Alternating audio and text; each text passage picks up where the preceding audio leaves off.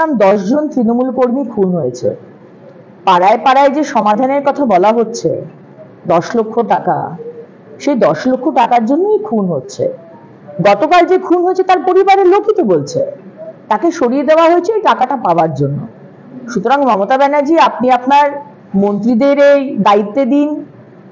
বাংলার মানুষ জানে যে আমার গ্রামে বা আমার শহরে বা আমার টাউনে যে রাস্তাগুলো খারাপ, বা রাস্তার পাশে ড্রেন নেই, লাইট জ্বলছে না, সন্ধ্যেবেলায় বাচ্চাগুলো টিউশনে যায় অন্ধকারের মধ্যে, বা বাড়িতে জলের সমস্যা, গ্রামে জলের সমস্যা, শৌচালয় নেই, মাঠে ঘাটে বর্ষার মধ্যে বাথরুম করতে যেতে হয়।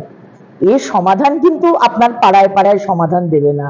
আপনার এই 10 লক্ষ টাকা ওই কুন্তল, ওই মনোজিতের মতো অ্যান্টি সোশ্যাল তাদেরকে অক্সিজেন দেওয়ার জন্য 2026-এর আগে, তার জন্য আপনি ওই মানে সবাই খাবে আর কি, ভাগ করে খাও, যেরকম মুখ্যমন্ত্রী বলেছিলেন না তুমি সব একাই খাবে, ভাগ করে খেতে শেখো, তো মুখ্যমন্ত্রী নিজেই বলেছেন। তাই মন্ত্রীদের রেখে তার নিচে সবাই ভাগ করে খাবে, এটাই বন্দোবস্ত। আর সেই জন্যই খুন।